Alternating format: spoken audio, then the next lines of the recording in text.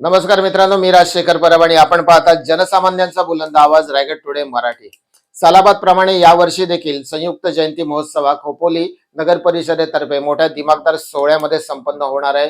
या 5 दिवसीय कार्यक्रमामध्ये अनेक व्याख्याने, त्याचबरोबर अनेक भाषणे, त्याचबरोबर अनेक संगीताचे कार्यक्रम देखील ठेवण्यात आलेले आहेत। या कार्यक्रमाची संपूर्ण रूपरेषा काय आपण पुढे जाऊन पाहणार आहोत, परंतु आजपासून म्हणजे 11 एप्रिल पासून सुरू झालेल्या संयुक्त जयंती महोत्सवाची सुरुवात आज सकाळी 10 वाजता खोपोली नगर परिषदेमध्ये महात्मा ज्योतिबा फुले यांची जयंती साजरी करून करण्यात आला। यावेळेला खोपोली नगर परिषदेचे मुख्य अधिकारी तथा विविध समित्यांचे सभापती, खोपोली नगर परिषदेचे नगराध्यक्ष कुलदीपक शेंडे, उपनगराध्यक्ष विक्रम साबळे, या व्यतिरिक्त खोपोली नगर परिषदेचे सर्व अधिकारी व कर्मचारी, त्याचबरोबर खोपोली नगर परिषदेचे सर्व नगरसेवक व नगरसेविका मोठ्या संख्येने उपस्थित राहून आज सर्वांनी महात्मा ज्योतिबा फुले यांच्या स्मृतीस पुष्पहार अर्पण करून त्यांना मानवंदना दिलेली आहे। आणि यावेळी अनेकांनी आपली मनोगते देखील व्यक्त केलेली आहेत। खोपोली नगर परिषदेतर्फे साजरी केली जात असलेली संयुक्त जयंती कशा प्रकारे असणार आहे, तिची रूपरेषा कशी असणार आहे, कार्यक्रमाअंती नगराध्यक्ष कुलदीपक शेंडे यांनी संपूर्णपणाने सांगितलेली आहे। त्याचबरोबर कुलदीपक शेंडे यांनी सर्व खोपोलीकरांना रायगड टुडे न्यूज चॅनलच्या माध्यमातून संयुक्त जयंतीमध्ये मोठ्या संख्येने उपस्थित राहण्याचे आग्रहाचे आमंत्रण देखील केलेले आहे।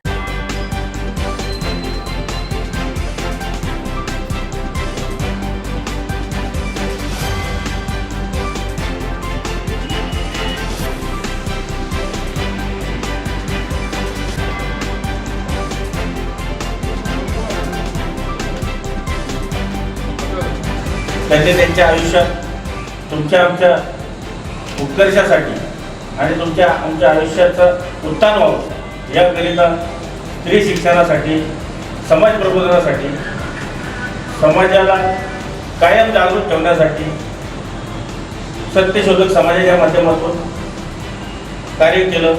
आणि तुम्ही आम्ही आज जे काही सुखसोयी उपभोगत आहे हे त्यांनी त्यांच्या आयुष्यात कुठेतरी सुरुवात केली, म्हणून आज आपण इथपर्यंत पोहोचलो। जे काही महात्मा जे त्यांना पदवी मिळाली, की त्यांनी ज्या काही चळवळ उभ्या केल्या, अज्ञान असेल, अन्यायाविरुद्ध असेल, विषमतेविरुद्ध असेल, हा त्यांनी लढा सुरू केला। आणि पहिली जी शाळा जे सानप बोलल्याप्रमाणे त्यांनी भिडेवाड्यामध्ये पुण्याला एक पहिली तरी शाळा सावित्रा मातेंना सुरुवात करून दिली। त्या शिक्षणाची सुरुवात पहिली पुण्यामधून झाली, भिडेवाड्यामध्ये। महात्मा ज्योतिबा फुलेंचं कार्य खूप मोठं होतं। त्यांनी जर तेव्हा कष्ट किंवा त्याग आपल्यासाठी जर केला नसता तर आपला स्त्रीवर्ग आतापर्यंतच्या प्रवास क्षेत्रात आला नसता। अजून 50 वर्ष आपण मागे असतो। तर त्याचबरोबर आपल्या सर्वांवर महात्मांचे एवढे उपकार मोठे आहेत की त्यांनी 1967 साली का 37 साली आपल्याला छत्रपती शिवाजी महाराजांची जी समाधी आहे ती त्यांनी शोधून काढली। आणि ती शोधल्यानंतर आपल्याला छत्रपती शिवाजी महाराजांचा इतिहास समजला। त्या इतिहासामध्ये मग लोकांनी त्यामध्ये अभ्यास केला, शिवाजी महाराजांचं कार्य, संभाजी महाराजांचं कार्य आणि जी काय चळवळ आपल्यासाठी महाराजांनी उभी केली ती आपल्याला आतापर्यंत कधी समजली नसती। तर मी आपल्या सर्व खोपोलीकरांना आव्हान करतो की आजपासून 11 तारखेपासून ते 15 तारखेपर्यंत आपण दरवर्षी जी पारंपरिक आपली सर्व शाहू फुले आंबेडकर ही आपली महामानवांची जयंती आपण 5 दिवस साजरी करत असतो। या जयंतीमध्ये आज 11 तारखेला संध्याकाळी 7 वाजल्यापासून आवटे साहेब, संजय आवटे यांचं एक व्याख्यान आहे। 12 तारखेला उद्दावण या सरांचं एक व्याख्यान आहे। आणि माझ्या मते 13 तारखेला ऑर्केस्ट्राचा कार्यक्रम आहे। आणि 14 तारखेला आपण सर्वांनी उत्स्फूर्तपणे आणि शांतताप्रिय वातावरणात आपण, मी खोपोलीकरांना आवाहन करतो की आपण महामानव आंबेडकर साहेब यांची जयंती आपण खूप ह्याच्यात साजरी करू, आनंदात साजरी करू। 15 तारखेला सुद्धा कार्यक्रम आहे। मी पूर्ण आमच्या नगरपालिकेच्या नगरसेवक सभापती यांच्यामार्फत, उपनगराध्यक्ष यांच्यामार्फत मी आपल्याला निमंत्रण देऊ इच्छितो की आपण सर्वांनी या कार्यक्रमाचा सर्वांचा आस्वाद घ्यावा आणि शाहू फुले आंबेडकर यांचे विचार आपण समाजापर्यंत पोहोचवावे। धन्यवाद।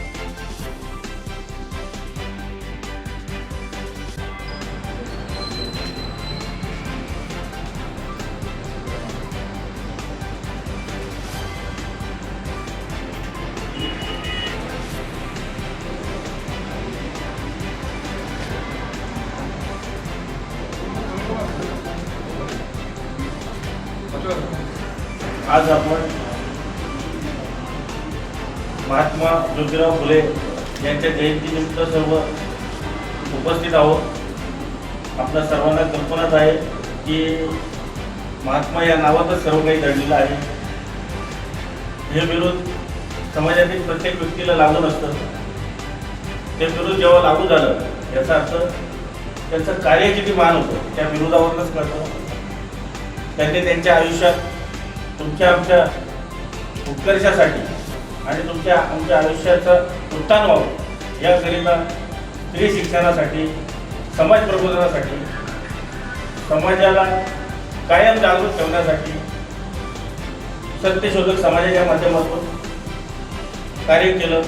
आणि तुम्ही आम्ही आज जे काही सुखसोयी उपभोगत आहे हे त्यांनी त्यांच्या आयुष्यात कुठेतरी एक सुरुवात केली म्हणून आज आपण इथपर्यंत पोहोचलो. महात्मा ज्योतिराव फुलेंच्या कार्याबद्दल सांगावं तेवढं कमी आहे.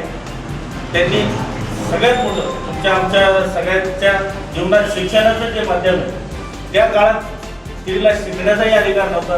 अशा काळात त्यांनी स्त्रीला शिकण्यासाठी स्वतः कष्ट करून शाळा चालू केल्या. सावित्रीबाईंना सोबत घेऊन शाळा चालू केल्या.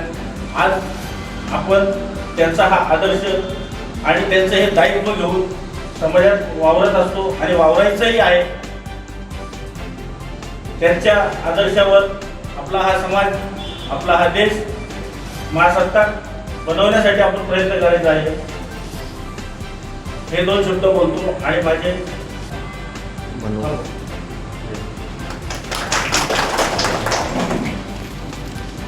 एक मिनिट माईक आणलं मला लक्षात आहे. त्यांच्या काय केलं तरी बोलणार, नाही केलं तरी बोलणार.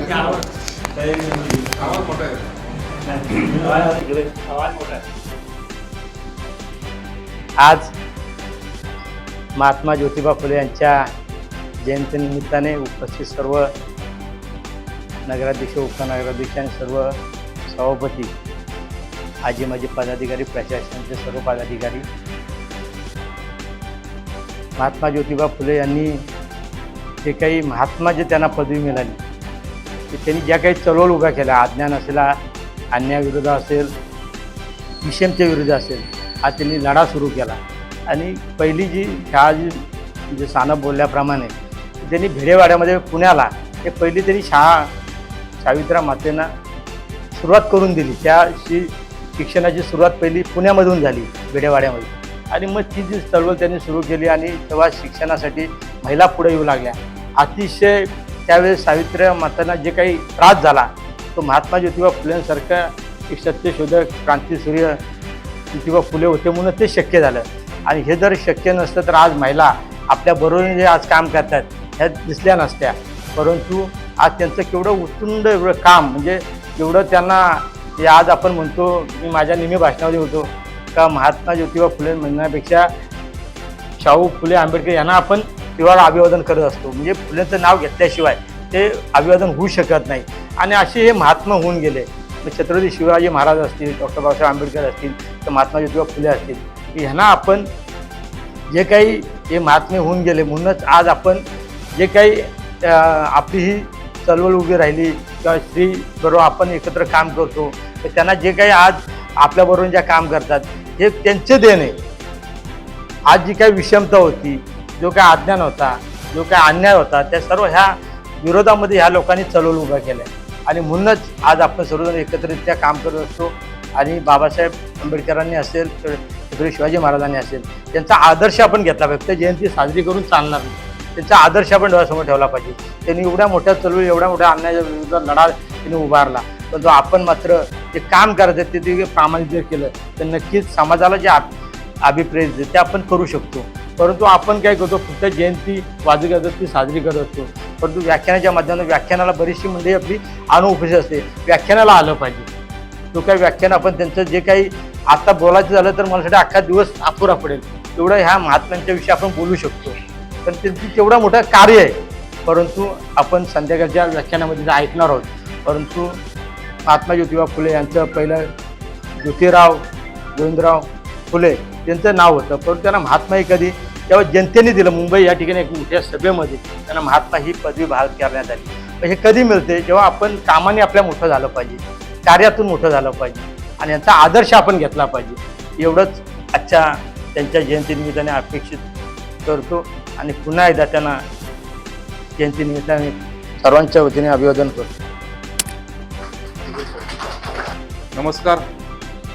आजच्या या आपल्या महात्मा ज्योतिबा फुले यांच्या जयंतीनिमित्त आपण नगर परिषदेमध्ये आपले सर्व उपनगराध्यक्ष, सर्व नगरसेवक, सन्माननीय सुनील भाऊ माजी नगराध्यक्ष, सभापती, बांधकाम सभापती, बालकल्याण सभापती व माझे सर्व अवसरमत साहेब, त्याचबरोबर माझे सर्व कर्मचारी वर्ग आणि नगरसेवक. आजचा दिवस हा आपण एक उत्साहाचा दिवस आपण म्हणून साजरा करतो.